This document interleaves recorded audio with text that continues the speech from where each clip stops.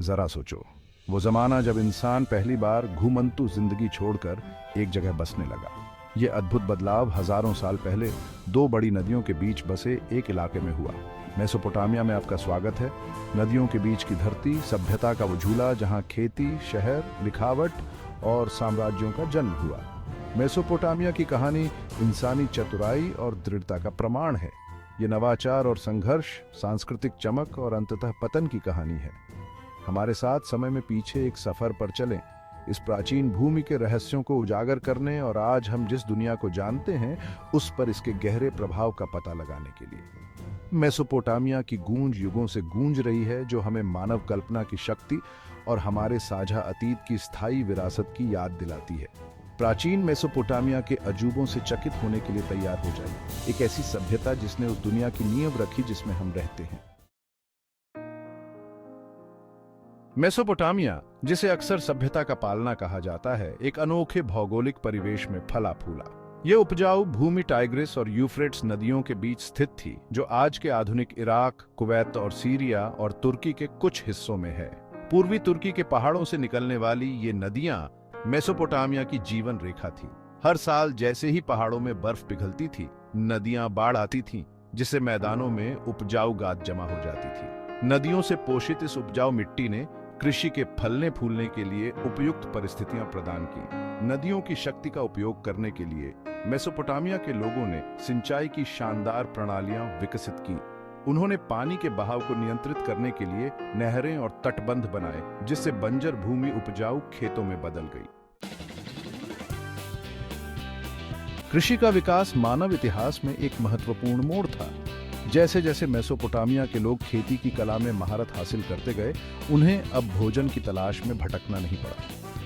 वे एक ही स्थान पर बस सकते थे, भूमि पर खेती कर सकते थे और अतिरिक्त भोजन का उत्पादन कर सकते थे। इस अतिरिक्त भोजन ने कुछ लोगों को दूसरे शिल्पों में विशेषज्ञता हासिल करने की अनुमति दी, जिससे मिट्टी के बर्तन, बुनाई और धातु के काम जैसे नए व्यवसायों का उदय हुआ। बढ़ते खाद्य उत्पादन और विशिष्टता के साथ गांव हलचल भरे शहरों में बदल गए। ये शहर व्यापार, धर्म और संस्कृति के केंद्र बन गए, जो दूर दूर से लोगों को आकर्षित करते थे। इन बढ़ते शहरी केंद्रों के प्रबंधन की आवश्यकता के कारण सामाजिक पदानुक्रम और राजनीतिक संरचनाओं का विकास हुआ।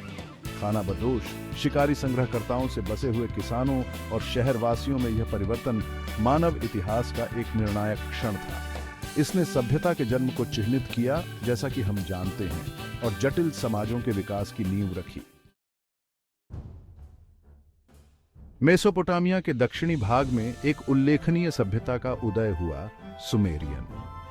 दुनिया के पहले शहरों के निर्माता माने जाने वाले सुमेरियों ने जिग्गुराट नामक शानदार मंदिरों का निर्माण किया, ऊंची संरचनाएं जो स्वर्ग की ओर पहुंचती थीं। उन्होंने लेखन, गणित और खगोल विज्ञान की परिष्कृत प्रणालियां विकसित की, जो सदियों तक सभ्यताओं को प्रभावित करती रहीं। शायद उनका सबसे स्थायी आविष्कार क्यूनिफॉर्म था, मिट्टी की गोलियों पर पच्चर के आकार के निशानों का उपयोग करके लिखने की एक प्रणाली। क्यूनिफॉर्म के साथ सुमेरियन अपने इतिहास, कानूनों और साहित्य को रिकॉर्ड कर सकते थे, अपने ज्ञान को आने वाली पीढ़ियों के लिए संरक्षित कर सकते थे। उन शुरुआती लेखकों के उत्साह की कल्पना कीजिए, जो मिट्टी की गोलियों पर अपने विचारों और कहानियों को उकेरते थे, अपनी आवाज को सहस्राब्दियों तक सुनाते थे। क्यूनिफॉर्म ने साक्षरता के द्वार खोल दिए, जिससे ज्ञान को पहले की तरह साझा और संरक्षित किया जा सके। भाग 5, अक्कद की विरासत, साम्राज्य और नवाचार। जैसे जैसे सुमेरियन शहर राज्य फले फूले, उन्हें संघर्षों का भी सामना करना पड़ा। लगभग 2300 ईसा पूर्व में सरगोन नामक अक्कद का एक शक्तिशाली शासक उभरा, जिसने सुमेरियन शहर राज्यों को अपने शासन में एकजुट किया और अक्कदियन साम्राज्य की स्थापना की। इसने मेसोपोटामिया के इतिहास में एक महत्वपूर्ण बदलाव को चिह्नित किया, स्वतंत्र शहर राज्यों से एक अधिक केंद्रीकृत साम्राज्य तक। अक्कदियन साम्राज्य हालांकि अल्पकालिक था, मेसोपोटामियाई संस्कृति और शासन पर एक स्थायी प्रभाव छोड़ गया। इसने विशाल दूरी तक व्यापार और सांस्कृतिक आदान प्रदान को बढ़ावा दिया। पूरे क्षेत्र में मेसोपोटामियाई प्रभाव का प्रसार किया। अक्कदियों ने कला, साहित्य और प्रशासन में भी महत्वपूर्ण प्रगति की। जो आगे आने वाले साम्राज्यों के लिए जमीनी कार्य करते थे। उनके नवाचारों ने मेसोपोटामिया में शाही सत्ता के एक नए युग का मार्ग प्रशस्त किया। भाग 6, बेबीलोन का उत्थान, शक्ति और वैभव। अक्कदियन साम्राज्य के पतन के बाद मेसोपोटामिया में एक नई शक्ति का उदय हुआ, बेबीलोन। राजा हम्मुराबी के शासन में बेबीलोन एक प्रमुख शक्ति बन गया, जो अपनी सैन्य शक्ति और कानूनी प्रणाली के लिए जाना जाता है। बेबीलोन की भव्यता का प्रतीक हैंगिंग गार्डन था, जिसे प्राचीन विश्व के 7 अजूबों में से एक माना जाता है। कहा जाता है कि ये बगीचे नबुकदनेस्सर द्वितीय ने अपनी पत्नी के लिए बनवाए थे, जो बेबीलोनियों की चातुर्य और इंजीनियरिंग कौशल का प्रदर्शन करते थे। भाग 7, कानून विधाता, हम्मुराबी की न्याय संहिता। बेबीलोन के छठे राजा हम्मुराबी को उनके कानूनों की संहिता के लिए सबसे ज्यादा जाना जाता है, जो रिकॉर्ड किए गए इतिहास में सबसे रानाइट और सबसे पूर्ण कानूनी संहिताओं में से एक है। एक ऊंचे पत्थर के खंभे पर खुदी हुई हम्मुराबी की संहिता ने व्यापार और संपत्ति के अधिकारों से लेकर पारिवारिक मामलों और आपराधिक न्याय तक कई तरह के मुद्दों को संबोधित किया। आंख के बदले आंख, दांत के बदले दांत के सिद्धांत पर आधारित इस संहिता का उद्देश्य बेबीलोनियाई समाज के भीतर न्याय और व्यवस्था स्थापित करना था। इसने सभी नागरिकों के पालन के लिए कानूनों का एक स्पष्ट समूह प्रदान किया, चाहे उनकी सामाजिक स्थिति कुछ भी हो। जबकि संहिता में उल्लिखित कुछ दंड आज के मानकों से कठोर लग सकते हैं, हम्मुराबी की संहिता कानून और न्याय के विकास में एक महत्वपूर्ण कदम का प्रतिनिधित्व करती है। इसने विवादों को सुलझाने, व्यक्तिगत अधिकारों की रक्षा करने और एक जटिल समाज के भीतर व्यवस्था बनाए रखने के लिए एक रूपरेखा प्रदान की। भाग 8, असीरियन शक्ति, सैन्य प्रप्रोवेस और प्रशासनिक प्रतिभा। जैसे जैसे बेबीलोन का प्रभाव कम होता गया, उत्तर में एक नई शक्ति का उदय हुआ, असीरियन।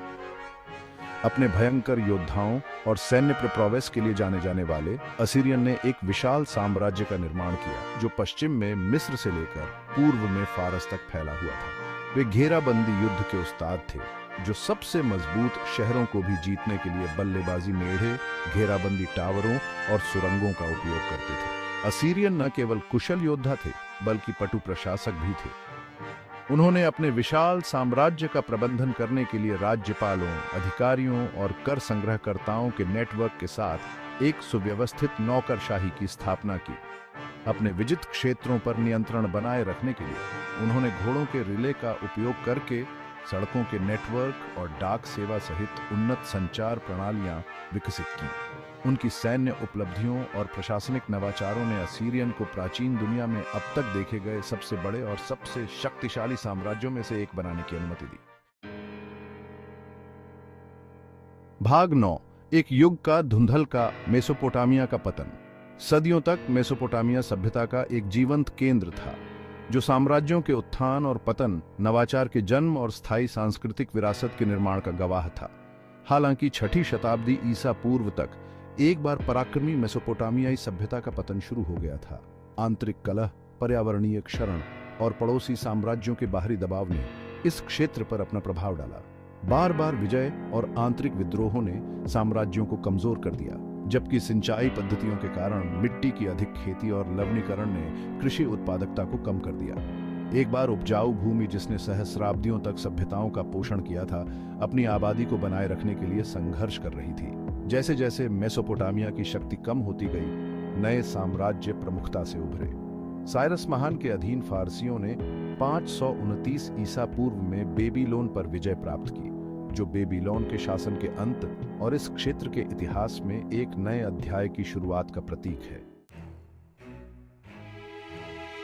भाग 10, अतीत की गूंज, मेसोपोटामिया की स्थायी विरासत। मेसोपोटामियाई सभ्यता की विरासत आज भी हमारी दुनिया को आकार देती है। सुमेरियन लेखन ने संचार और ज्ञान संरक्षण में क्रांति ला दी। बेबीलोनियों के कानूनी कोड और स्थापत्य चमत्कारों ने समाजों को प्रभावित किया। असीरियन सैन्य नवाचारों और प्रशासनिक तकनीकों ने शासन की कला पर छाप छोड़ी। समय और गणित की अवधारणाओं से लेकर कानून और साहित्य के विकास तक मेसोपोटामिया की गूंज युगों से गूंजती रही है।